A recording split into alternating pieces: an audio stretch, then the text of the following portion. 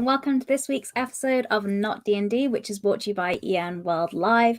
As always, I am your host, Jessica, and joining us again, back again on the show, we have two little mice, Rico and Simona, here on the show. Welcome. Thanks for coming back. Thanks for having us back. Yes. Of course. Glad to know I didn't scare you away last time, so you didn't want to return.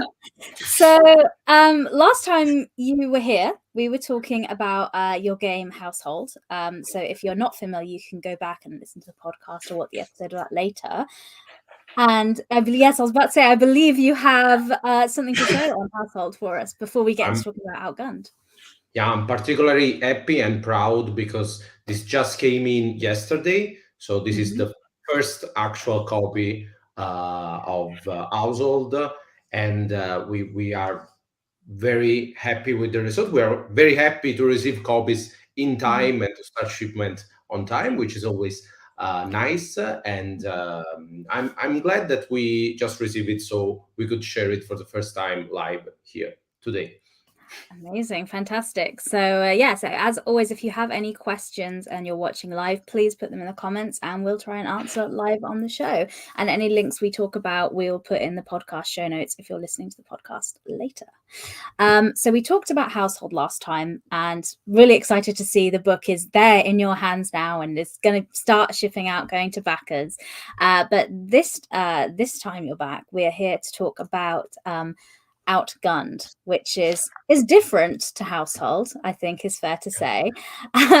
Could you give us a brief overview of what Outgunned is? Give us the elevator pitch or the movie trailer, if you will.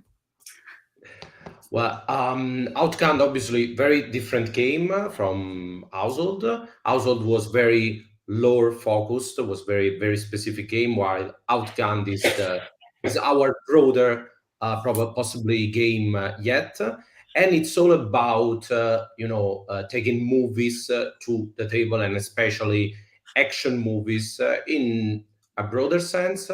So any type of movie that is basically part of our childhood. So we're starting from Die Hard to Ocean's 11, but also stuff like Goonies, for example. Amazing. So all these kind of action movies, we decided to make a game to allow players to play fast-paced sessions, to play without any preparation, and that's what basically Outgunned is all about. So a system and a game that has no specific setting, but it's just a set of rules to help you put your movie on the table. Amazing. And that's perfect given your history, because as you mentioned last time in the show, you started off as making films and making movies. So obviously you're a company that's passionate about film and movies. So what were the key inspirations for this for you? And like you said, you can it's a system that you could use any, but when you were designing it, what stories did you want to play when you were playtesting? Well, especially we had this idea in mind of taking the action movies, from the late 80s. So we're talking anywhere from Die Hard to the most recent John Wick saga, for example, but also all the heist stuff, because we are fans of the genre. So we're talking Ocean's 11, but also, Mission Impossible. Also, James Bond was a big inspiration for this movie. I always say that in my house we grew up with basically two models. We had Indiana Jones and we had James Bond, and we had to kind of choose two different kinds of heroes. And so we made a game, of course, which was Broken Compass, which was all about Indiana Jones in some way. And I always say, jokingly, that Outgunned is the other stuff, is the James Bond side. But that were the main inspiration for this. But also, as you mentioned, our passion and our background in cinema and television is what actually led us to our game. because the action setting is more of an excuse to make rule to play a movie. What we were trying to do, we were trying to take all the things that we know about how you should write a screenplay, how you should direct an actor, how you should make a movie or a theatrical play for that matters, and try to turn that into rules, into suggestion or pro tips, as we used to say, to allow players to experience that on the table. Amazing.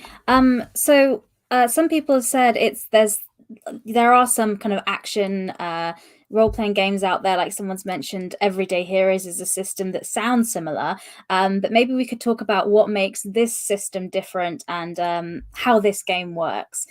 So you mentioned, I think in the Kickstarter page, it's called the Director's Cut system. Could you talk a little bit about that and how that's different from other RPGs out there? Do you want Simone to do? Okay.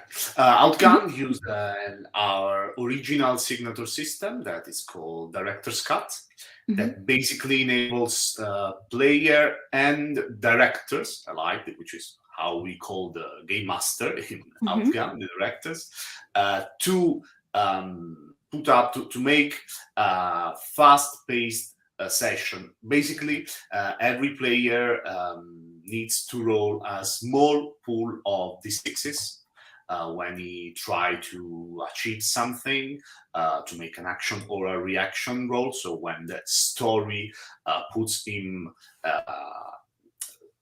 a challenge in front of him, so he needs to overcome some difficulties, or basically every time that the story could develop in different and equally funny manners, you have to roll some dice.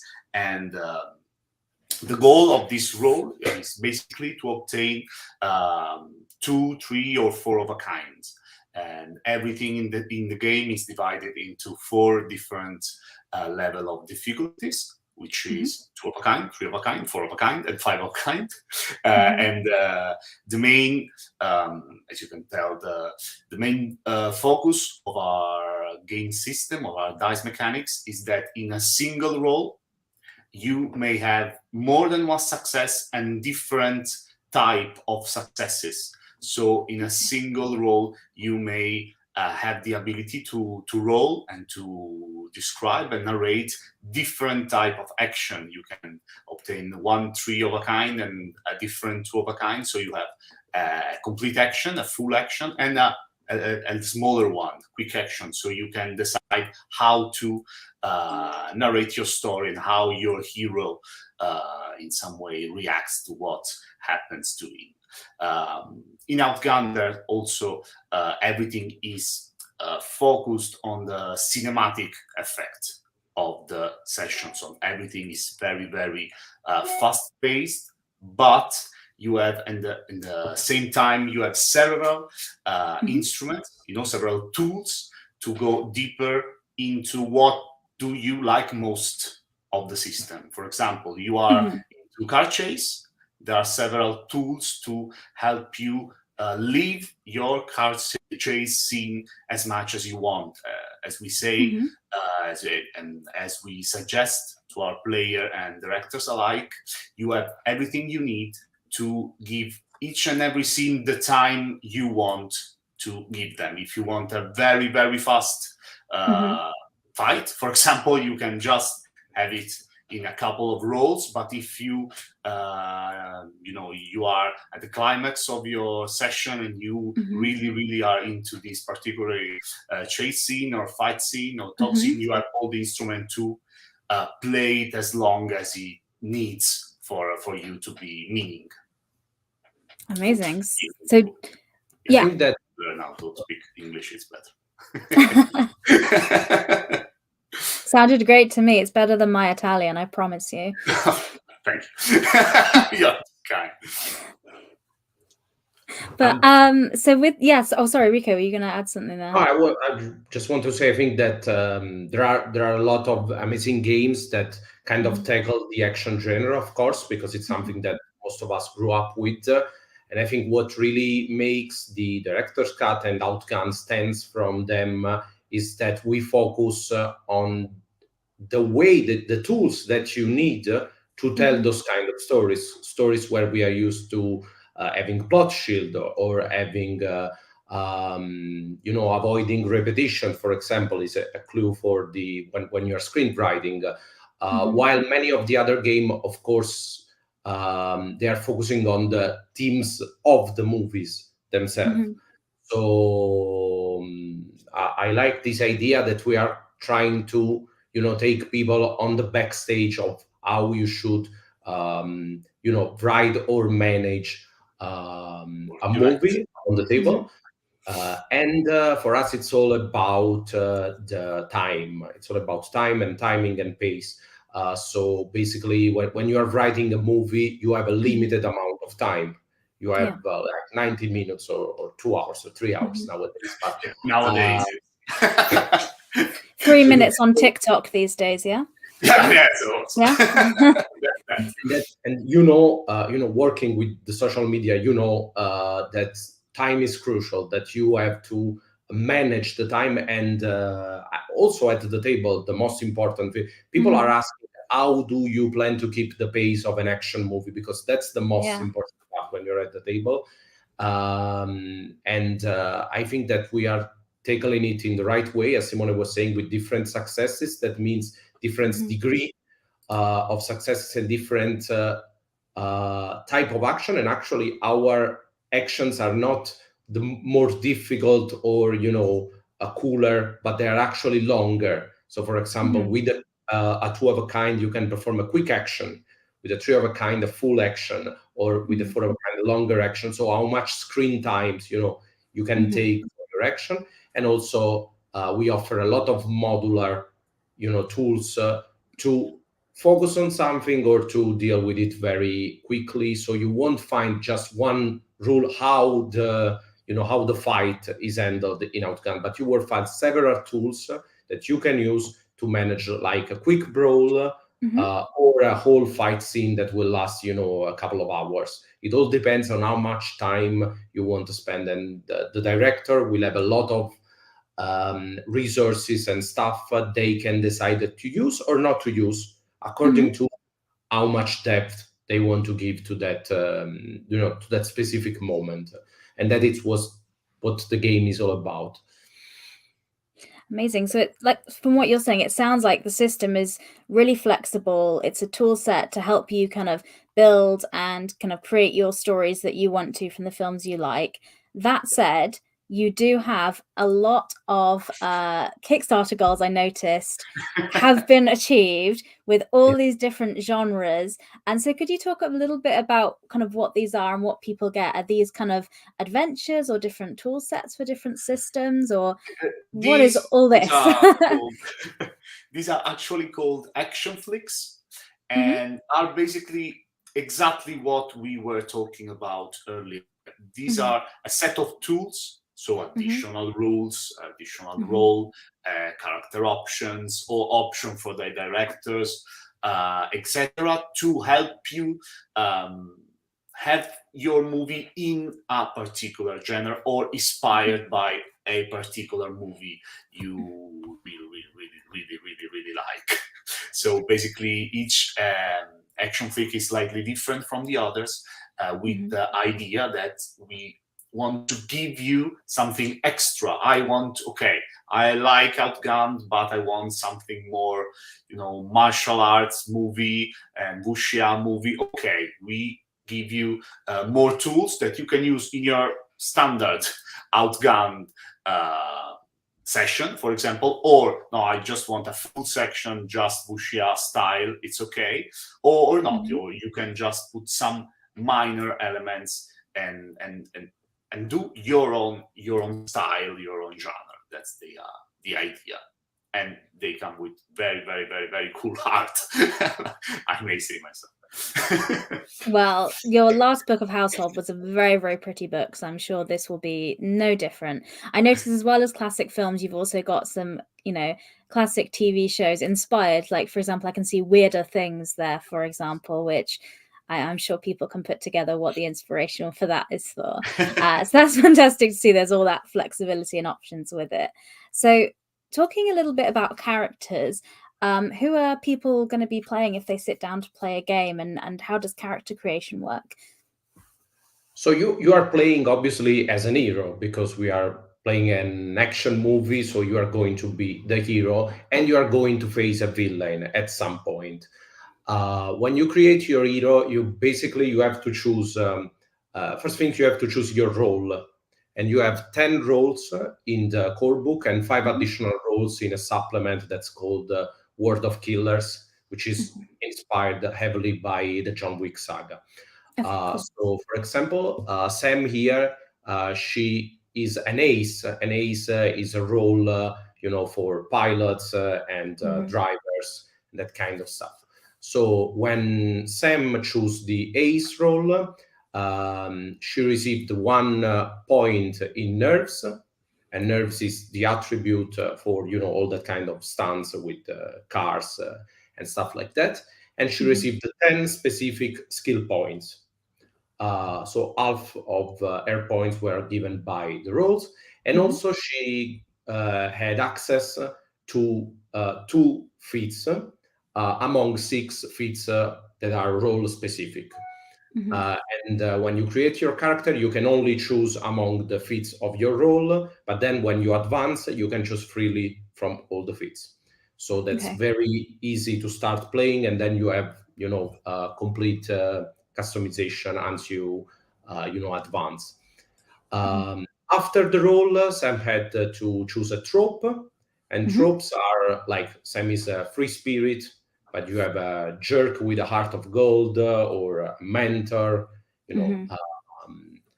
classic tropes. Classic we have movie tropes. And tropes will give you additional points, just 1 feat, so they are smaller than the role, and you can mix and match any role with any trope, of course. And trope will also give you ideas on how you should play your character, like how the character should behave according to their role. And then the only thing that you have to add is 2 free points, 2 free skill points to customize your character. Then you can choose your catchphrase, which is basically the catchphrase and your flow are going to basically be your background, everything we know about you. Because Outgunned don't allow player to make their background, but works on a show don't tell rule. So anything that you say or do during the session will automatically become true, and people will have to roll with it. So, for example, I'm playing Sam, and I turn to Simona and I say, "Do you remember last time when we, were trying to rob that bank, or we're trying to save that city, or whatever?" And this automatically, become part of our shared background. Because obviously, when you are watching a movie, you don't know anything about those characters. You have to show this stuff. And so the left part of this character sheet is the dossier. It's everything you have from the start. The only thing that I'm missing is the grit points, and the grit is basically your health. Is how much you can overcome your failures. So you can keep going even though like you've been through a bomb and an explosion, and like you're bleeding and the shirt's ripped and you're walking away from a cool explosion. Yes. Okay. Because obviously you are an action hero, so you are not going to be faced by this kind of stuff like bullets or bombs. And as long as you have grits, you actually don't really suffer any real, injury or life-threatening situation. It's basically a plot shield. It's basically what makes you a hero, the fact that you have your grit. And then when you're out of grit, of course, when you lost all your grit, it means that you are about to die. So any further failure, when facing an enemy or a dire danger, can make you roll on your death roulette. And the death roulette is something that we see on the right of the character sheet. And basically, every time that you avoid death after you have lost all your grit, you have to add the bullet to your death roulette. And then you would have to roll a d6. and if the number is lower than your death roulette, bullets, you are dead for good. You are left for dead. So the longer you avoid that, the easier it will be to die. Have your cinematic death moment. Yeah, and that was actually one of the. I know it's a very simple mechanic, but it was actually one of the greatest issue that we, when dealing with an action movie, you have to risk something. You have to, because it's possible that a movie character dies, but it has to be climatic. So we needed a mechanic that will make it not so easy to die at first, but as you advance in the story, it will get easier and easier, and this should possibly allow you to play a climatic death if that happens. Fantastic. So it sounds really interesting, because a lot of action RPGs I know are kind of designed or set up for kind of a one shot, to just be one session. But the way this is set up, it seems like this could be a campaign, because your character can kind of develop and kind of grow. Like I can see on the character sheet, there's this experiences section. Is that linked to kind of campaign play? Yeah, yes. The game is designed especially for short campaign, and when we say short, we mean like 6 to 10 sessions. Perfect. And so that you can. There are going to be suggestions and rules to divide your campaign in three narrative arc. So you have basically the setup. So the first 1 or 2 shots, you are going to understand what's at stakes, who is the villain. And then when the villain finally shows up and the plan is revealed, you enter in the second arc, which is basically the development of the story. And then there is the showdown, Act 3. And that's also how we decided to divide our Kickstarter campaign. So right now we are entering the showdown phase of the Kickstarter, because it's the last 72 hours. Yes. As someone is pointing out. Yeah, someone's commented and noted that 3 days left, and they're asking if you're doing any late pledges or backer kit pledge manager or anything like that. Yes, there will be a pledge manager through Backer Kit, and there will be also the chance to have a late pledge after the campaign ends.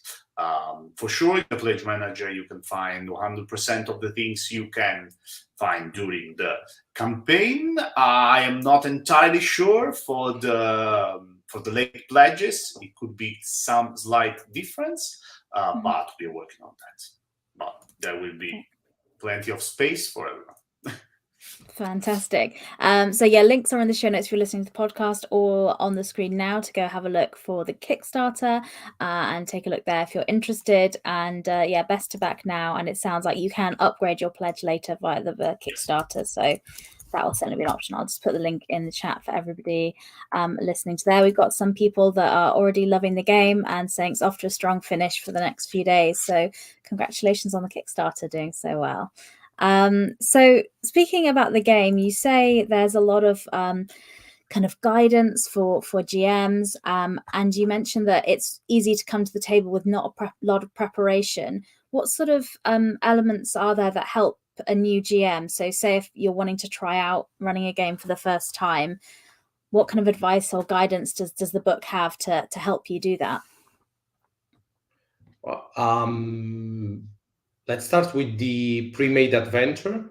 So one thing that we are particularly happy is the way we designed and wrote the pre-made adventures, which are actually divided, and you'll find 2 pages for each scene that you're going to play. On one page, there are all the rules, the enemies, what happens, the usual stuff, written like a screenplay. So you have scene 1, whatever, and everything that happens. And on the right side, you have what we used to call the pro tips.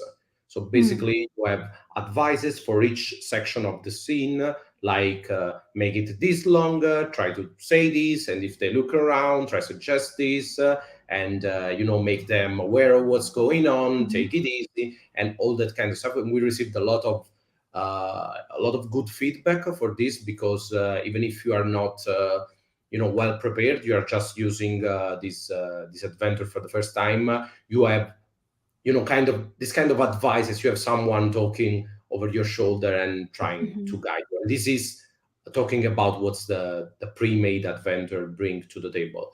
Speaking of the normal, when you want to create your own story together with your group, you have a lot of modular stuff that you can build as you play. So, for example, let's say that I need some enemies to throw at you, for example, or I need a chase, or I need any actions that require more than one success. I want to. I have different enemy profiles, and a single enemy represent a group of enemy. So when we are playing against, let's say, some thugs, I will not have to say how many thugs, what's their level, no, I have a group of thugs enemy, and I can simply take that, and that is going to be balanced for 2 to 5 players. And I want more. I want to add a level of difficulty. Every enemy has a number of feat points, and I can spend those feat points to grant them feats, like they are big and strong, or like they have bulletproof vests. And we actually also made a deck for this that you find in the Kickstarter. So you have cards for different enemy, and then cards for their traits. And on the back of the cards, you have the cost of the traits. So basically, an enemy with 5 points, you can buy 5 different 1-point feats, or 1 3-point or 1 2-point, and you can customize them on the go. So you don't have dozens of profiles, but you have your tags, but you need tags with a knife. So with a knife, that's a feat that you can add. And then if you want another level of depth, if you you are enjoying the fight, you can use what we call the hot boxes. And basically, let's say that your enemy has like 9 grit, so 9 dots that needs to be filled. And when they are out of grit, they are going to die, of course, or to be defeated. So just like you, basically, just like your grit. And you see that the player has an hot box at the end, just one hot box, and that's the last grid box. And when the player reach the hot box, the player will automatically receive an adrenaline rush, so 2 adrenaline points, which are basically a resource you can use to have additional dice on one of your rolls. And for the narrator, for the director, this is going to be the same, but the enemy have different, hot boxes in their grid. So every time you deal some damage to the enemy, basically you risk of, checking one of their hot box, granting the director adrenaline, and the director can use this adrenaline to activate some special actions. Like, for example, they call for backup, or someone throw you a grenade. And this is something that can be totally ignored because it's on a third level of depth of fight. Or if you feel you can, the cool thing is that you can add it as you are playing the fight. You don't have to choose beforehand if you want to use this mechanic or not. You can decide, okay, it's too easy, or it's too funny, I want to continue it, and you can use this mechanic. And also another things that we love about this stuff, it's the weak points, the weak spots of your enemy. Because, for example, someone maybe doesn't want to hit the enemy directly, but is going to, let's say, look for a weak spot, look for a strategy, find them. To outsmart them. And when a player does find the weak spot of an enemy, the director has different tables to roll this weak spot and what advantage it will grant. So, for example, one of the tag is scared, so you can do a leadership role to make them run away or something like that. And this is all generated while you are playing. You don't have to prepare nothing of this. Fantastic. So you mentioned that the look of them like being scared or distracted or things like that, and that is for characters as well. So that has a mechanical effect for player characters too. Yeah. Fab. So, sorry. No, sorry, Simone. If you want to go through you look. Yes, basically, since you have your main resource, which is the grid, and you are quite fine. At least you have just one grid points left.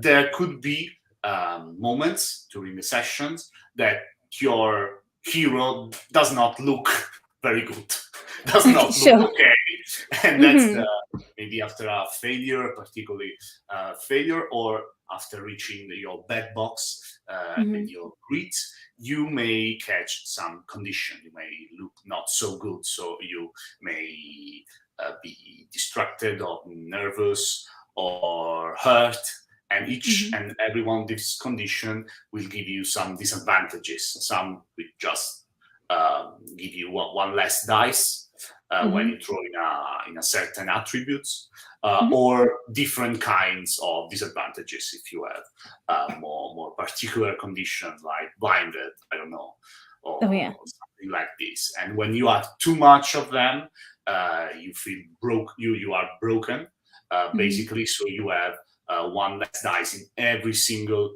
roll you make, meaning that your hero is still, because you are a hero, so you are still fighting, you are still going on, while everyone else would probably just roll over and stop or go home, but you do so at the minimum of your strength, of course.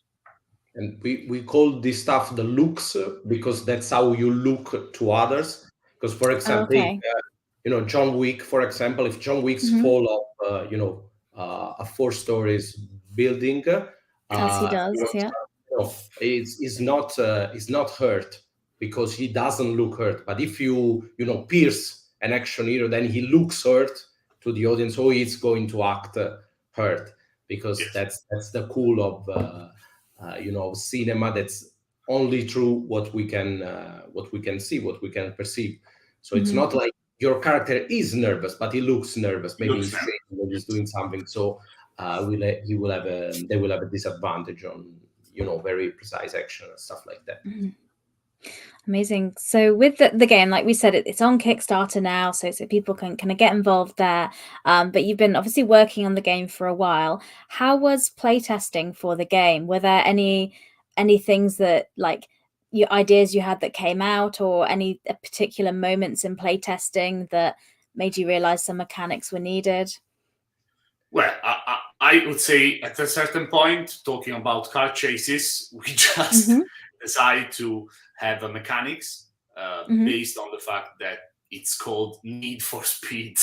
You have a need, a value of need, and a value of speed, and that works like a charm. It works just as good as it sounds, and it came out by talking amongst ourselves and what do you need, to have a real cinematic movie-like chase. Okay, you have your speed, but your speed is not something. It's how much you are going fast, respect your opponent. You are going faster or not. So we have a lot of thoughts about this, but what just unlock the possibility of this particular tool was the name. Okay, you have the needs, what you need to succeed in this chase, and you have your speed. How fast are you going? How near you are to achieve your need, and so that just blew into us like some fantastic ideas. Also, one cool thing when you are playtesting is that you discover what the game is about for people that are playing, and of course. It's weird as it sounds. Outgunned is not about action. It's about playing an action story, but your focus is going to be on the stakes. It's going to be on what do you lose if you lose? No, what happens when you lose, or how much you need to sacrifice achieve that. So what we found out during the playtest is that actually the action was not the focus of the game. Focus of the game was giving a weight to the stakes, giving you a real risk while playing, risk of losing, something, or losing or staying one step behind the villain. And the action was what gave weight to the stakes. So and that made us realize that we couldn't make just rules for a fight, because the fight was not the point. The point was how important it is going to be to defeat this enemy or to lose this fight. And that's how we came out with this idea that we had to give multiple tools to deal with the same stuff, because sometimes we didn't want to lose time with a fight. I know it sounds weird because you are playing an action movie and it's weird, kind of want to skip the fight, but sometimes the fight is not the important part. Sometimes someone is hanging, from a building, and the fight is only slowing you down. So it's not important how dangerous is the enemy, but only how much time you are wasting because you are, save someone or something like that. So that's when we start thinking about this is going to be all about time and managing time and action and resources. That's a really that leads me into a question though, thinking about like saving somebody, because a lot of action RPGs have one central kind of hero, like in Die Hard or John Wick or Alien, or we've got like one person we're looking at, but obviously in this RPG this is for multiple players, and they all want to feel cool, they all want to feel like the hero. So how does this game help everybody have their moment and all the players on the table be the hero instead of just one star? That was one of the probably biggest issue with the idea, because when we were designing Broken Compass, we had of course Indiana Jones, but on the other side we had the Mummy, the 1999 classic, the Mummy, where you have a group of adventurers. So we had something to follow. But when we are dealing with action movies, as you say, in most of the time the name of the movie is the name of the hero. You have Jack Ryan, John Wick, it's very character specific, and there aren't actually many action movies that revolves around groups. So that's why I was mentioning before the heist was what came to mind, the idea that different people for different reason were all fighting against the same villain, working together for that mission, and so that was kind of what made it click for us. And this is on the narrative side of the game. So how you deal on the mechanic side, we have actually two stuff that are going to possibly help the player. One is roll and trope mechanic, because as you cannot choose two times the same role, two players cannot play as the same role, and two players cannot play the same trope, of course. You will have different skill, and all the player will be actually needed. And this is crucial that you have this kind of guided, creation of your character, because otherwise we all have, a John Wick type of character that does everything. And also the mechanics that revolves around the adrenaline and the spotlight, which are the two resources that you can give to the players to award their their role. So the adrenaline is the smaller of this resource. You spend one adrenaline, you gain one die, basically. And so you are awarded adrenaline for doing cool or like reckless or genius stuff. And the spotlight is the very important resource that will basically allow you to take the scene, to take the spotlight and do whatever you like for an actor. And the director has a limited amount of them, and the only thing that the director can do with these resources is award them to the player.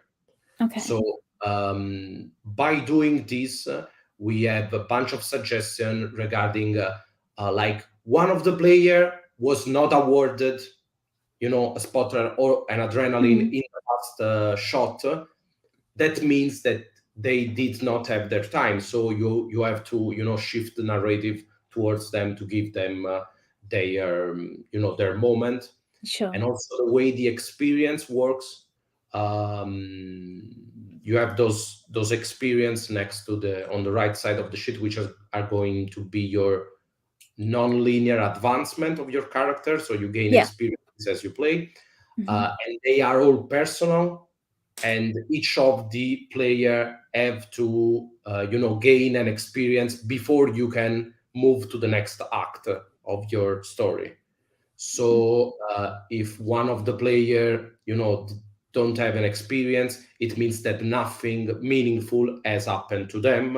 And that will kind of drive the director into giving them the spotlight, taking them at the center of the scene to actually award them their experience so they can advance to the next act. So because that's how movie works basically. When you write a character for a movie, this character is going to have a flow, it's going to have some connection, it's going to have some strength, and and they have to face them, they have to show them at some times, or the story can't go on. So that's how we decided to. I know it's very hard for me to explain everything in English, but I hope it was No, it makes sense. It's a good way to mechanically reward the players for playing their character as meant to be, and give them cool moments to do their thing. So yeah, then it makes perfect sense. So we're coming up near to the end of the time we have today. So if you do have any questions in the live chat, please put them in and we'll try to answer them. But to kind of wrap us up, do you have any kind of last words or things, anything you'd like to brag about in the game that I haven't asked you about, or any final summary you'd like to share about it? The only thing I always like to repeat is that I know that this game looks very focused on something that it's very old and possibly has done its time, like the action movies from the 80s. It's something that it's a little bit dated. Yeah, dated in. But I always encourage people to see beyond that, because what we are doing is trying to make a cinematic system, and we had to start somewhere. And the action genre is actually the kind of the genre of movie that is the most probably influential in today's movies, because we are constantly watching superheroes or stuff that is inspired by those classic. So we decided to take it as a common ground to start and build a system that will allow you to play your favorite movie, and to show that we made these action flicks that we were watching earlier, that are going to expand the game throughout the genre. So sci-fi and horror, or superheroes, or teen dramas like Stranger Things, Goonies, and stuff. And that's the thing I always like to say, because I know it's like someone was mentioning other games like Everyday Heroes, which is a very good game that's very focused on the 80s and the nostalgic effect, while we are trying to take that as a common ground to start and build towards more recent movies and stuff. Fantastic. Simona, any last words on that? No, I think that what Rico said, it's the heart, the core of what we are trying to do. I mean, the action is really the base of today's movies, today's series, today's cinema, because each and every movie you see nowadays has some kind of action scene, has some kind of something that you would need a specific game engine to play, because it came from that. Because action, it's a language that speaks to everyone. It's not just the fight, but the runs and the chases, and every single as I don't know how you call it in English, the physical comedy is action, and all sort of things that are based in this core of action that we are humbly trying to reach somewhere. Yeah. Yeah, it's not violence, it's action. And action is it's action, it's showing emotion through an act, and not through just words. Or that's basically what this is all about. Amazing. I'm very excited for this because I think it's so great for you, particularly as from Two Little Mice publishing this, because obviously you're an RPG publisher, but your background in cinema and your passion coming through in that just like fits it together so nicely. So I'm very excited for it. As I mentioned before, the links for the Kickstarter are in the show notes of the podcast or on the screen on the live chat. So you check that out on there, because the best way to support indie tabletop RPG creators is to buy their stuff. If I forgot to ask you a question and somebody is now screaming at their computer or headphones saying, "Why did you not ask this?" where can they find you online to ask you the question themselves? You can find us on Facebook. We have a page and a couple and a Facebook group. We have a Discord server. You can find 2LM Funds. It's the name. We have a website, twolittlemice.net, and you can write us everywhere. You can write us just a message in a Kickstarter page. We are basically trying to answer everyone that reaches to us somewhere. Also, because there's only the two of us and Daniela, which is the amazing artist behind, both Household and Outgunned. So we are going to answer you. Only one. There's no one else to do it. So there's no customer service team with an office with 50 people at computers. No. Oh, okay. Sometimes people are asking, but how do I contact you directly? Anywhere, basically. It's the only way you can contact anybody. Amazing. That's so good to hear. The last thing I'm going to ask you before you go, which I did last time as well, is do you have any recommendations for any other indie tabletop RPGs? And the rules are obviously it can't be D&D and it can't be a game that you've made. So if you have any recommendations for any other games you've been enjoying.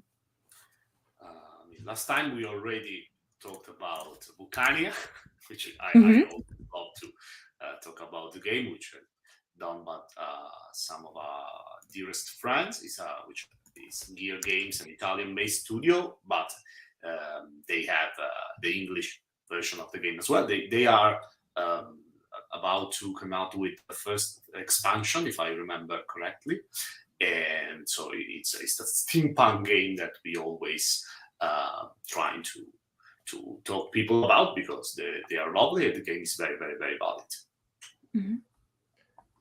Apart from that, we already spent. I don't know. We of course we spent a lot of time trying to work on our games, so it's not for. It's very hard as well. I feel the urge, of course, as Simone did, to sponsor another Italian game, because there are a lot of cool stuff coming from Italy, and trust an Italian on that, of course. But we are making a lot of cool stuff. So if you don't know the game, you might want to take a look at an Italian game called Not the End.